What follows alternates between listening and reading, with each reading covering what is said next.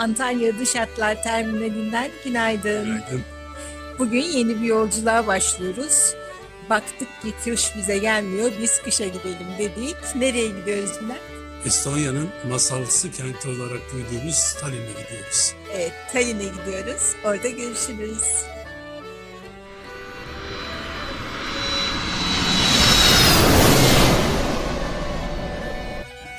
İki buçuk saatlik rötarın ardından Tallinn'e geldik.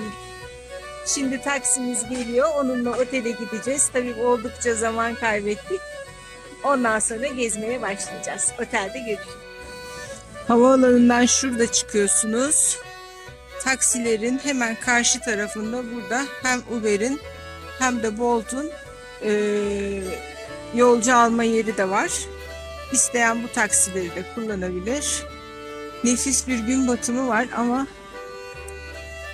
biz yolun bu tarafında kaldık. Hadi bakalım bir an önce gezmeye başlayalım. Şimdi ilk defa kendi kendimize check-in yaptırdık bir otelde.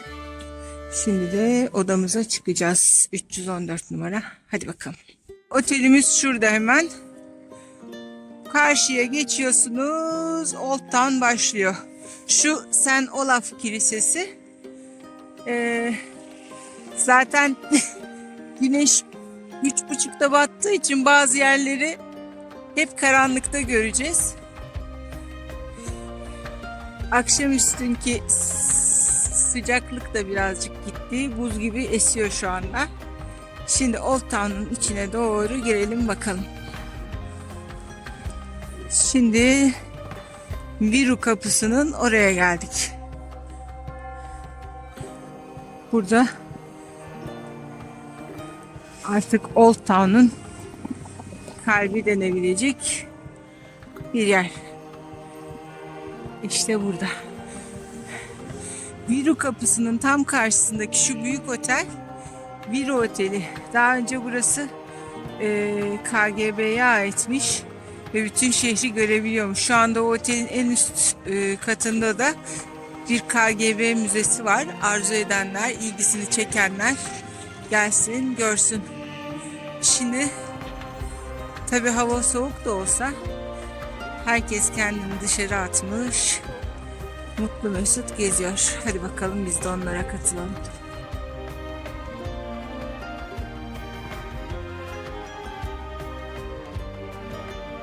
Şu an biz 2,5 saat rötar yapınca bugünü kaçırmış olduk. Çünkü 3.30'da güneş batıyor. O yüzden şimdi önce bugün şöyle gezebildiğimiz kadar karanlıkta da olsa gezelim. Yarın tekrar görürüz. Hava şartları izin verdiği ölçüde. Hadi bakalım.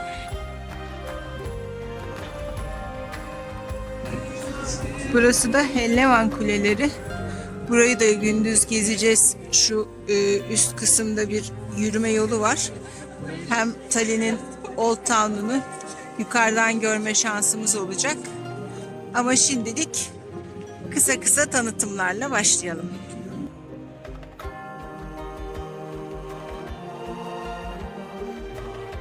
Şimdi bu restoran daha önceleri Hansa Birliği'nin sahip olduğu bir binaymış. Şu anda da ortaçağ konseptli bir restoran, son derece turistik. İçeride elektrik yok. Buraya da bir ara geleceğiz. Bunun gibi bir tane de Drakon 3 diye bir yer var. O da biraz daha ileride. Lordum Lady'm diye hitap ederek Orta Çağ'a ışınlanmış hissedeceksiniz kendinizi. Öyle bir yermiş. Bakalım göreceğiz. Ama bugün önce şimdi bir Noel pazarına gidelim. Orada güzel mamalarla karnımızı doyuralım. Gezmeye devam. Tallinn 14. yüzyıldan itibaren son derece iyi korunmuş Old Town'uyla oldukça etkileyici. Ve burada her şey çok sakin. İşin güzel tarafı da o. Burada bir Noel pazarı var ama son derece sakin Geçen sene biz onların şahını Kolmar'da görünce havalı. Şimdi burası keyifle gezilecek bir yer. Burası belediye binası. Şu şekilde. Ve belediye meydanı burası da. Hadi bakalım girelim, neler varmış görelim. Tallinn, Estonya'nın en büyük ve en kalabalık şehri. 2011 yılında Avrupa Kültür Başkenti seçilmiş. Tallinn 60'tan fazla müze ve galeriye ev sahipliği yapıyor.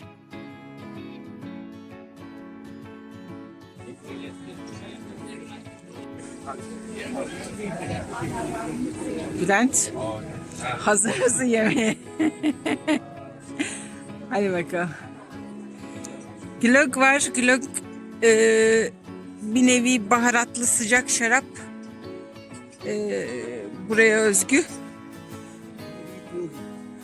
Evet, glöggi. Onlara bakarız. Önce bir şeyler yiyelim de ondan sonra.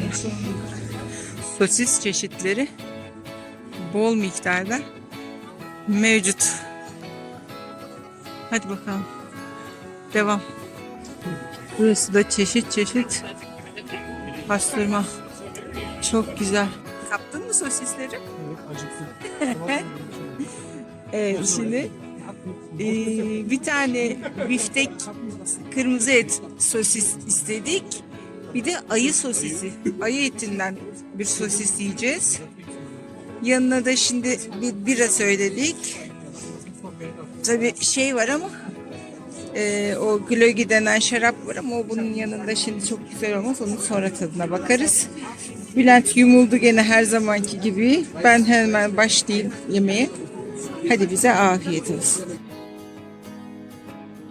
Tallinn Belediye Meydanı'nda masalsı bir dokunuşla Tallinn Noel Pazarı düzenlenmiş.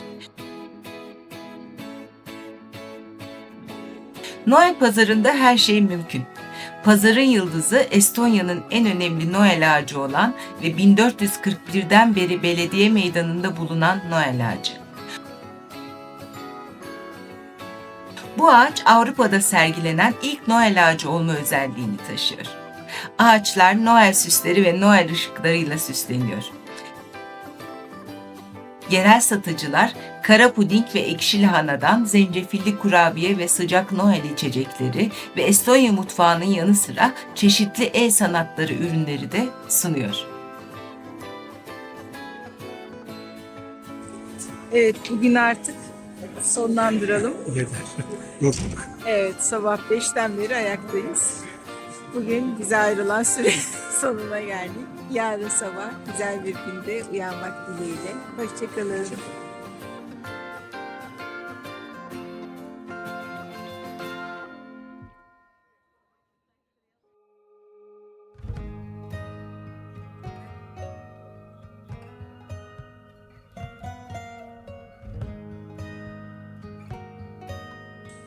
Tallinn'de serin bir sabahtan günaydın. Şimdi kahvaltımızı yaptık. Tallinn'i keşfetmeye başlayacağız. Tabii dünkü rötar oldukça zaman kaybettirdi bize. Bugün biraz daha hızlı gezmemiz gerekecek. Bakalım neleri ne kadar göreceğiz. Haydi bakalım yola çıkalım. Tallinn, bilgi teknolojisi, turizm ve lojistik alanlarındaki güçlü yönleriyle oldukça çeşitlendirilmiş bir ekonomiye sahip. Tallinn, Avrupa Birliği içerisinde kişi başına en fazla şirket kurulan ve Skype, Wise, Bolt gibi birçok uluslararası firmanın temellerinin atıldığı şehir. Şehir, Avrupa Birliği'nin IT Genel Merkezi ve NATO'nun Siber Savunma Geliştirme Merkezi'ne ev sahipliği yapıyor. Dünyanın en iyi 10 dijital şehri arasında gösterilmekte. Zamandan kazanmak için Uber'le hemen Patkuli merdivenlerinin oraya geldik. Şimdi buradan şu merdivenlerden şöyle yukarı çıkacağız. Orada 2 tane seyir terası var. Oradan önce bir Tallinn'i yukarıdan görelim gündüz gözüyle. Ondan sonra gezmeye başlayalım. Hadi bakalım.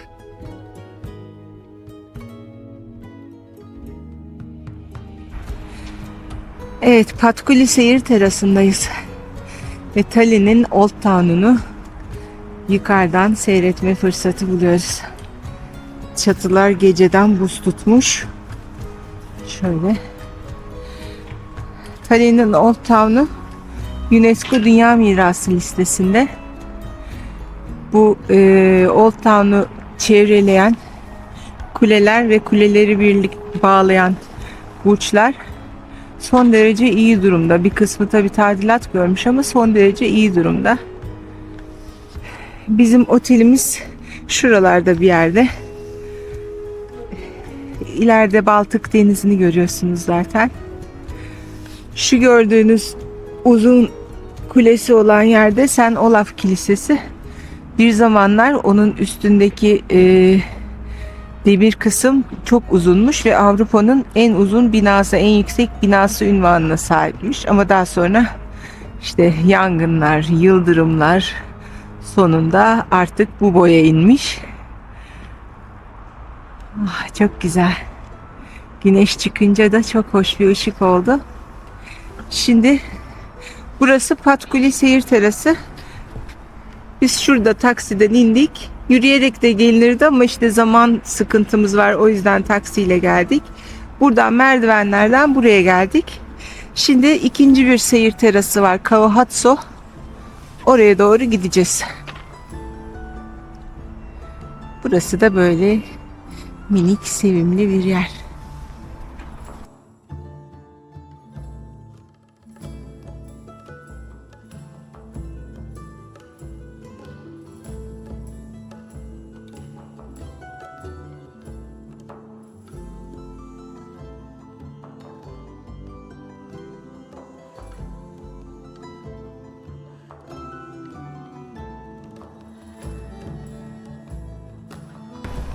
Evet, burası da Kauhatso Seyir Terası.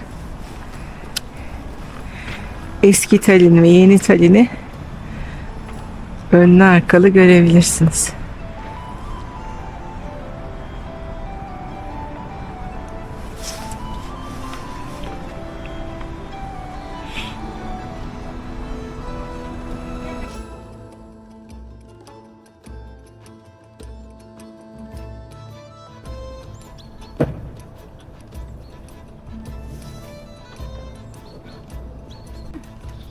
Bu da buranın ünlü martısı. İsmi Sebastian mıydı, neydi?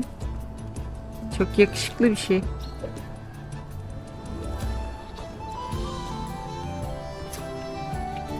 Merhaba. Rahatsız etmeyelim çok fazla.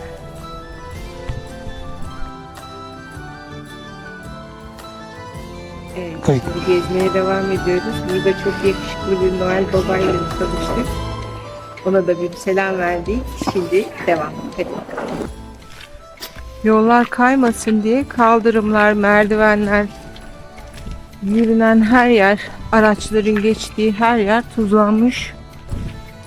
Bu da çok iyi bir şey. Burası Estonya Üniversitesi'ne bağlı bir yer herhalde. Avlusu çok güzel. Üniversitenin değil mi? Akademik. Tercümesine bakabilirsin. Yani çek sonra tercüme. Evet. Bina çok güzel. Avlu da çok güzel. Çok hoş bir yer.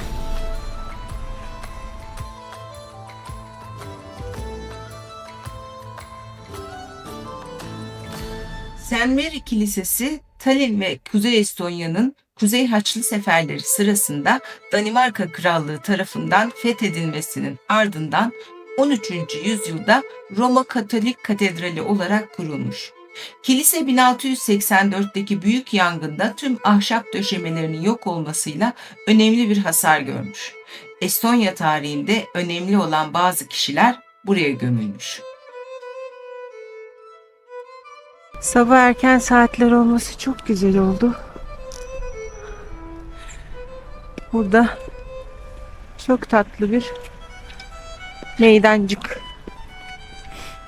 Şimdi yavaş yavaş aşağıya doğru iniyoruz. Ve sola döndüğümüzde Alexander Nevski Katedrali'ni görüyorsunuz. Tallinn zaten tarihi boyunca Danimarkalılar, İsveçler, Almanlar ve Ruslar tarafından farklı zamanlarda işgal edilmiş, farklı kültürlere girmiş çıkmış bir ülke. Ama şu anda artık tek başına bir ülke bağımsızlığını ilan etmiş. Şimdi Alexander Nevski Katedrali'ne doğru gidiyoruz.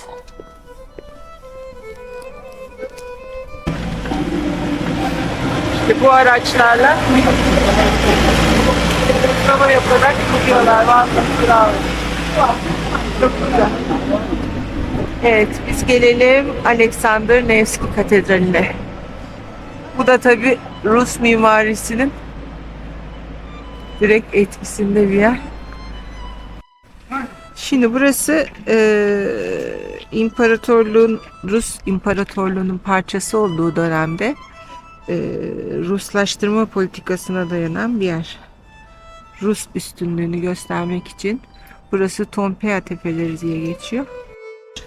Şu anda da Ortodoks Kilisesi faaliyet gösteriyor. 11 tane çanı varmış bu kilisenin ve Tallinn'in en büyük çanı da buradaymış. 15 ton ağırlığındaymış. Şimdi de bu görkemli katedralin bir de içine göz atalım.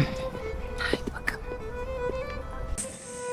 Şimdi Alexander Nevski Katedrali'nin içine girdik ama orada çekim yasakmış. O yüzden de çekim yapamadık içeride. Ama oldukça etkileyici ve güzel bir bina. Özellikle dış kısmı daha da güzel. Şimdi Danimarka bahçelerine doğru gidelim.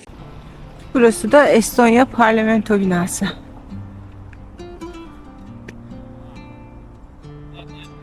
Gayet halkla iç içe.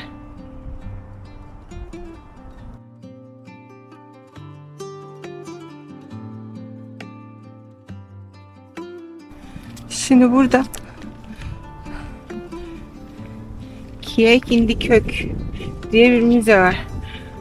Bu aslında bütün Tallinn'in hem tarihini anlatan, işte hem kulelerini gezdiğiniz, hem aşağıda tünellerin olduğu çok da güzel bir müze. Gezmek oldukça zaman alacak. Eğer hani gün sonunda zamanımız kalırsa buraya uğrayacağız. Kieik Indikök mutfağa bak demekmiş. Yukarıdan insanların evleri mutfaklarda neler var onlara bakılıyormuş. Şu anda burayı sadece dışarıdan görüntüleyelim. Danimarka bahçelerinin hemen yanında. Ondan sonra vaktimiz kalırsa gezeriz. Danimarka bahçeleri burada eski bir efsane var. Danimarka işgali sırasında gökyüzünden bir bayrak düştüğüyle ilgili. Ve bu bayrak da Danimarka'nın şu anki bayrağı zaten.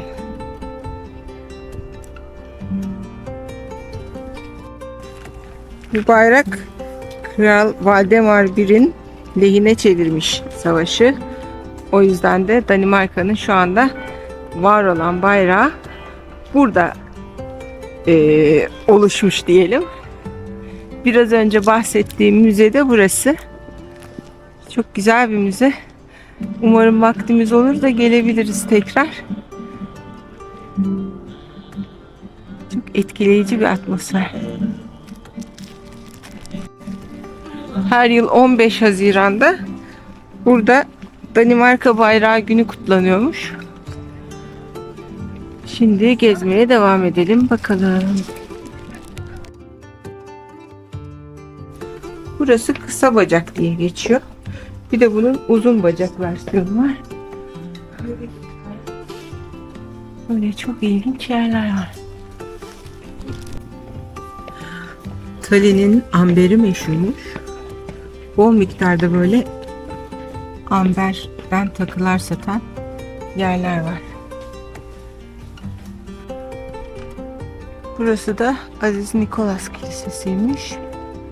Aynı zamanda müze olarak da kullanılıyor. Zaten şehrin birçok yerinde birçok kilise bu şekilde birbirine benzer kiliseler oldukça fazla var.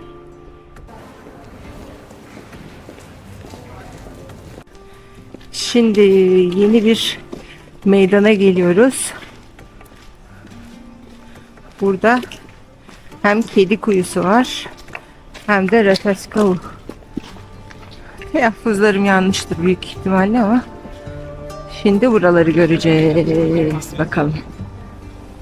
Şimdi bu gördüğünüz yer kedi kuyusu olarak adlandırılıyor. Burası eskiden Tallinn'in önemli su kaynaklarından bir tanesiymiş. Fakat buranın yerlileri burada kötü ruhların olduğuna inanıyormuş ve buna hayvanlar adamaya başlamışlar. Sonra kuyuya önce işte keçi, sığır vesaire atmaya başlamışlar. Peşinden kedi atmaya başlamışlar.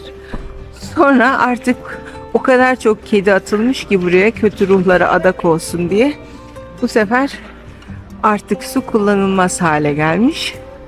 O yüzden buranın böyle bir önemi var. Şimdi gelelim buraya. Burası da, şimdi şurası ünlü bir restoranı. Rataskau diye. Buranın üstü de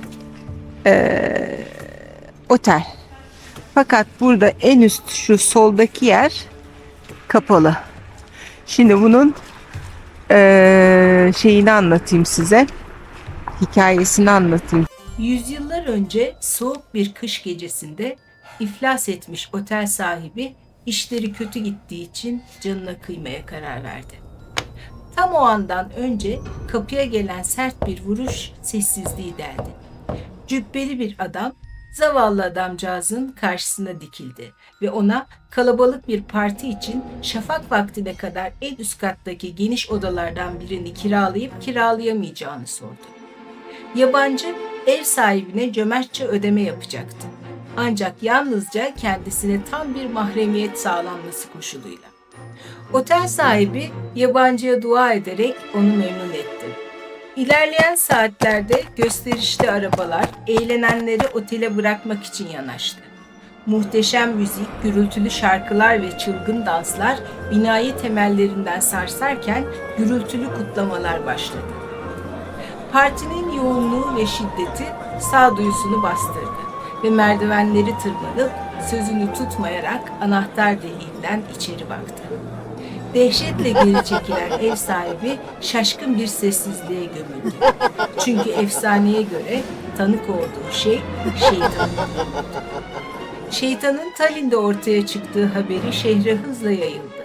Belediye panik içinde odanın kapatılmasını ve pencerenin doldurulmasını emretti. Böylece bir daha asla kimse giremeyecekti. Bu hikayede böylece Tallinn'in tarihinde yerini aldı.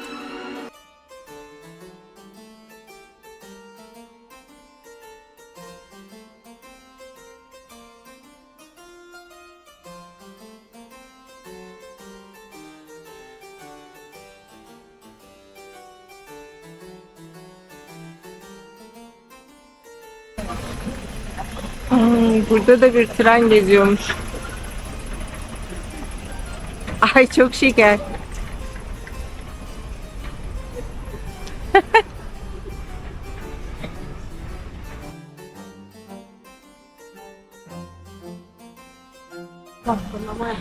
Şimdi bu kafeye gidiyoruz. Burası Tallinn'in en eski kafesiymiş. Aynı zamanda üst katta badem ezmesiyle değişik atölyeler yapılıyor.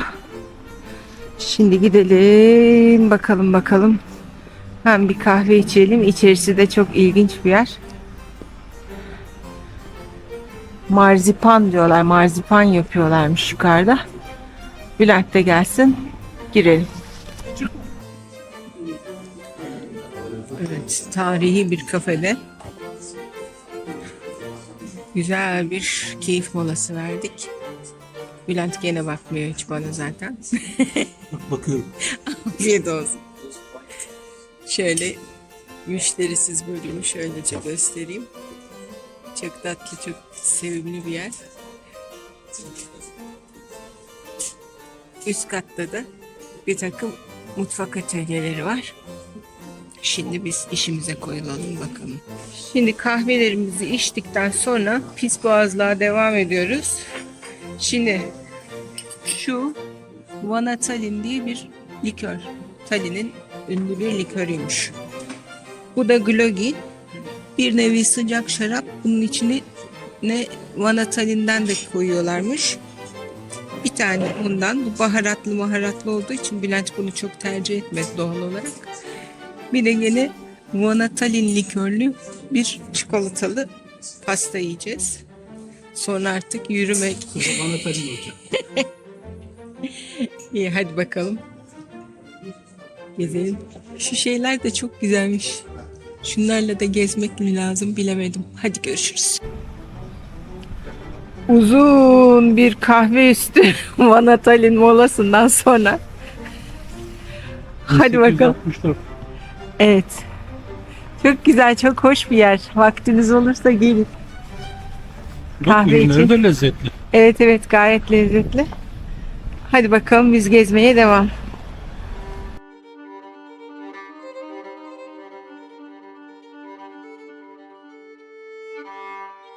Evet dün karanlıkta gördüğümüz tekrar belediye meydanına geldik. Burası gecede gündüzde belli bir kalabalıkta çok fazla değil. Şimdi hava kararmadan gezmeye devam.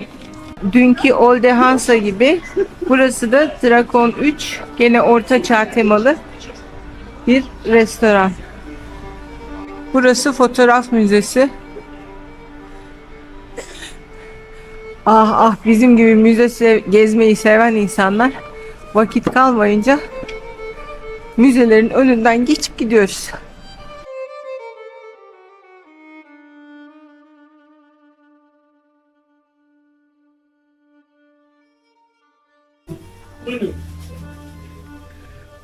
Bol miktarda hatıra eşyası satılan yerde mevcut. Şimdi burada minik bir ustalar meydanı var. Oraya gidelim. Burası küçücük bir avlucuk. Bazı galerilere, kafelere ev sahipliği yapıyor. Küçücük bir yer ama fotoğrafik olarak çok güzel. Şimdi oraya gideceğiz.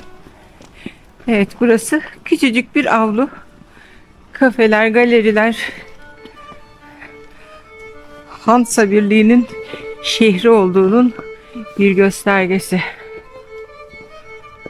Hansalar Almanların kurduğu Baltık Denizi kıyısındaki bir ticaret birliği.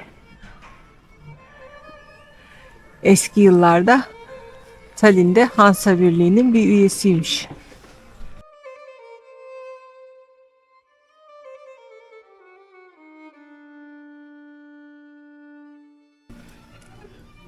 Tatlı yiyecek yerimiz olsaydı burası bir çikolatacı ama tatlı yiyecek yerimiz kalmadı.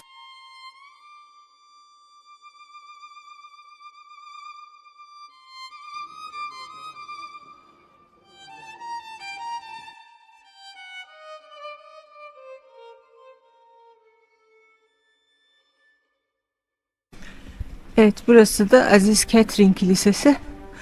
13. yüzyılın başlarında kurulmuş Dominikanlar tarafından ve Tallinn'in gene şekillenmesinde oldukça rolü olan bir yer. Şimdi St. Catherine geçidi var. Oraya gidiyoruz. Burası Zanaatkarlar Yolu olarak da biliniyor. Gerçekten Tallinn'in sokaklarında dolaşırken insan faktörünü ortadan kaldırsanız gerçekten orta çağda geziyor gibi olacaksınız.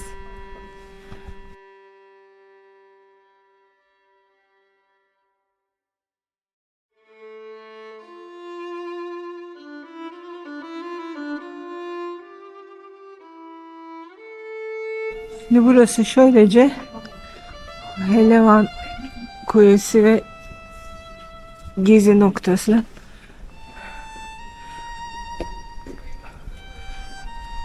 Buraya çıkıp şehir duvarlarında gezinti yapabiliyoruz. Ve burası. 11 ile 17 arası açık. Şimdi şehri bir de duvarlardan görelim. 4 euro giriş ücreti var. Şimdi giriyoruz bakın.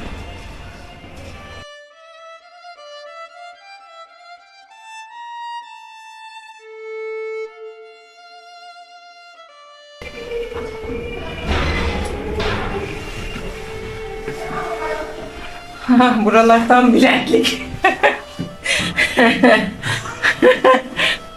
Değil mi hayatım?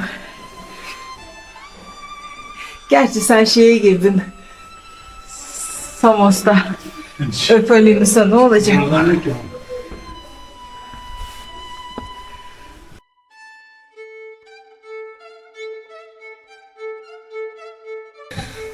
Bu surlar 14. yüzyılda Danimarka Kralı 2. Valdemar tarafından başlatılmış yapımına. 16. yüzyılda da bittiğinde Kuzey Avrupa'nın en güçlü savunma hattı olmuş. Zaten şeyin etrafında, Old Town'un etrafında son derece iyi durumda birçok kuleyi görmek mümkün.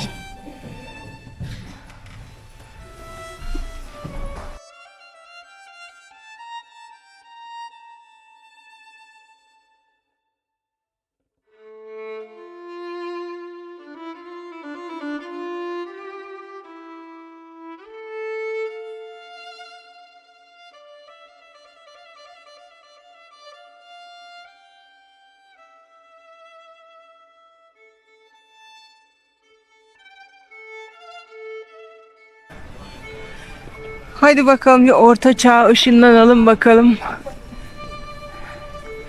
Neler göreceğiz.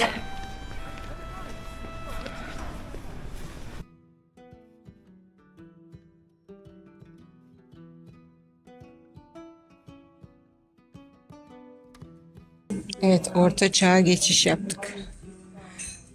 Tamamen orta çağ konseptinde elektrik yok. Mum ışığı. Şu şekilde biri de beresini unutmuş. Tahta sandalyeler. Garsonlar tiyatro oyuncusu gibi tamamen ortaçağ konseptinde konuşuyorlar. Lordum, lady'm şeklinde hitaplar. Müzikler gene aynı. Evet, turistik bir yer muhakkak ki. Ama gene de bence eğlenceli ve değişik. Hadi bakalım yemek seçelim.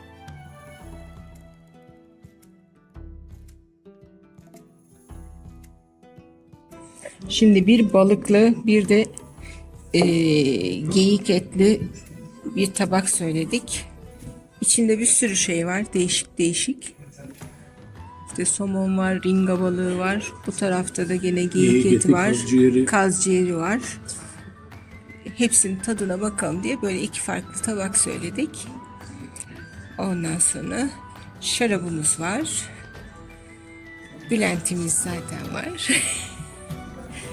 Şimdi bize afiyet olsun.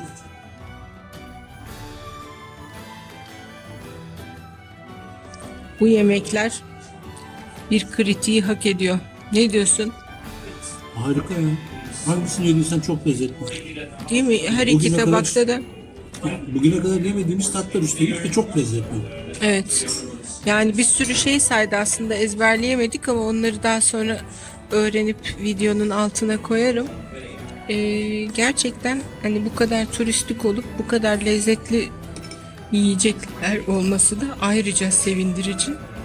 Yediğimiz her şey çok çok çok lezzetliydi. Hani hem bu ortamı tatmak da değişik bir şey ama Güzel yemeklerde cabası, şarap da gayet güzel. Biz yemeğe devam. Hadi bakalım.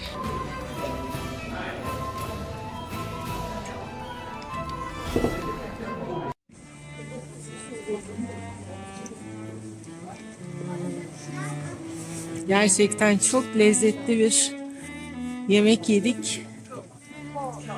Gelenleri, hani turistik bir yer evet ama kesinlikle çok lezzetli.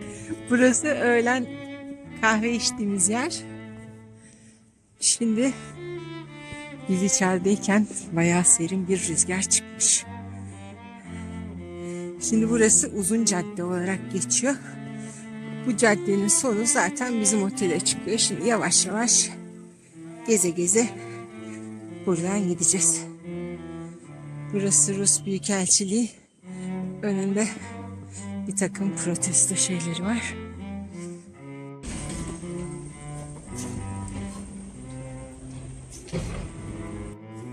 Evet, gezimize karanlıkta devam ediyoruz. Burası Kara Kafalar Evi. Burası şu anda birçok firmaya toplantı için veya etkinlik için veriliyormuş. Zamanında zanaatkarların toplandığı, tüccarların buluştuğu derneklerinin bir yermiş. Burası bir bina kompleksi. Şimdi bakalım. Caddede Uzun Cadde olarak geçiyor. Şehrin en eski caddelerinden bir tanesi. Tallinn'in zengin dokusunu burada çok rahat görebiliyorsunuz. Etrafında gene eski çağlardan kalma binalar var. Şu anda da yerel el sanatları satan yerler var. İşte kafeler var. Çok güzel bir yer. Burası gene benim listemde olan bir restorandı. Ama burada yemeğe zamanımız kalmadı. İlgisini çeken olursa gelir.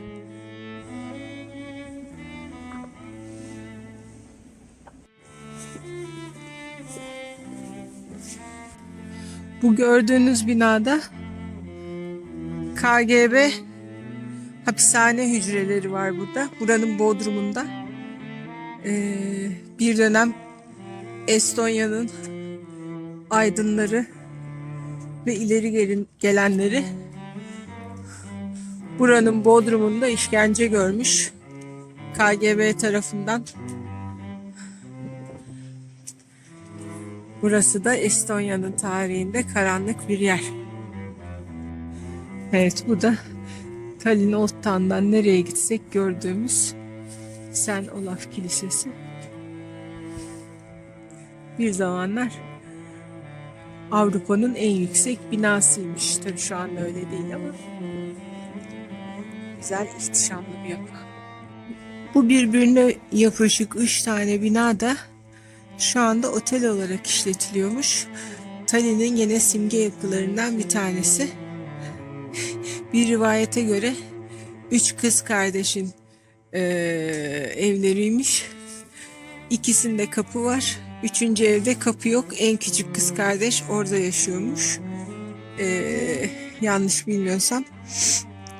Önce büyükler evlensin diye o eve kapı yapılmamış gibi de bir rivayet var. Şu anda burası otel olarak işletiliyor. Buranın tarihi yapılarından bir tanesi. Burası da Şişman Margaret Denizcilik Müzesi. Bunun bir bölümü de deniz kenarında bir limanın yanında.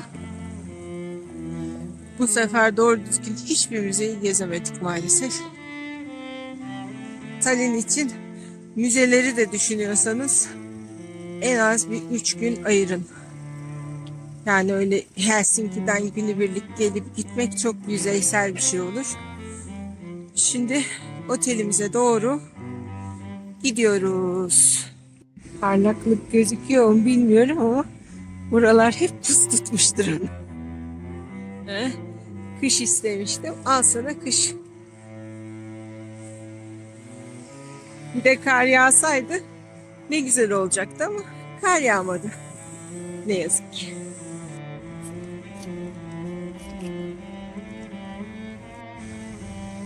Evet, bu akşam da videomuzu burada sonlandıralım. Yarın sabah görüşmek üzere. Hoşçakalın. Hoşçakalın.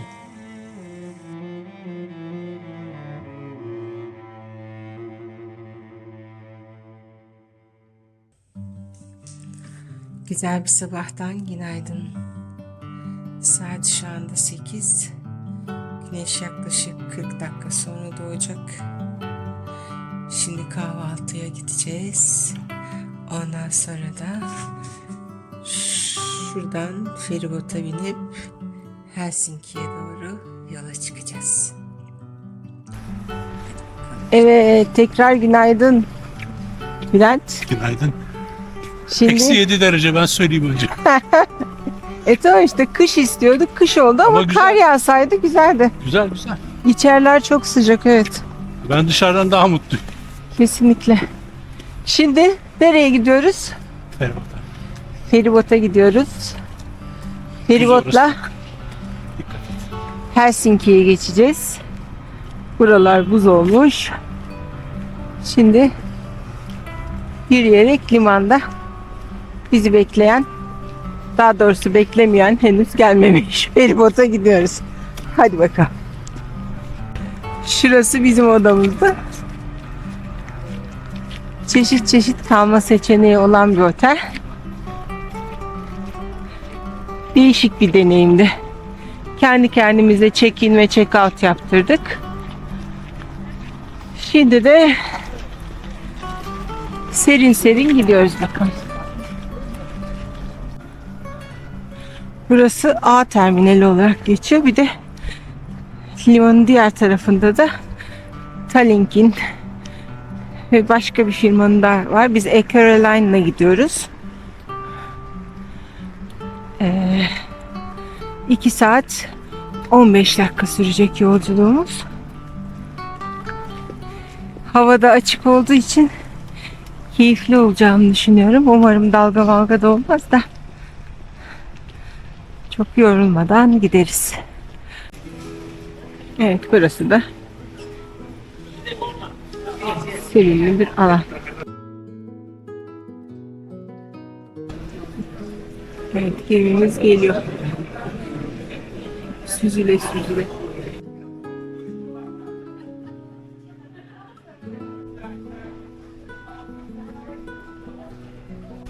Şimdi gemide böyle bagaj koyma yerleri var.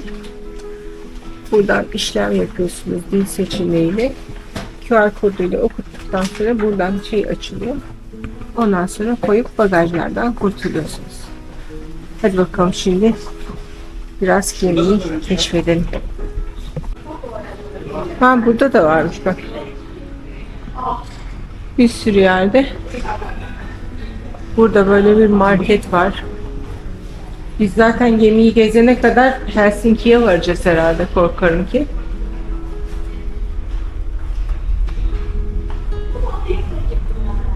Daha henüz hareket etmedik.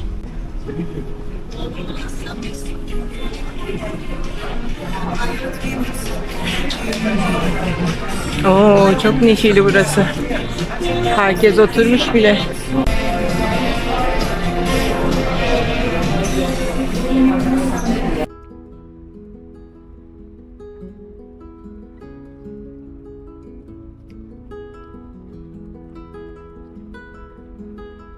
Millet donarken biz böyle... Bülent hasta olmadan önceki son görüntüsü. Hayır canım, vallahi çok güzel hava. Saçmalama. Eksi 5 derece, mis gibi. Hastayım seni. Bu tuhaf tuhaf bakıyorlar sen. Buralar kameralar.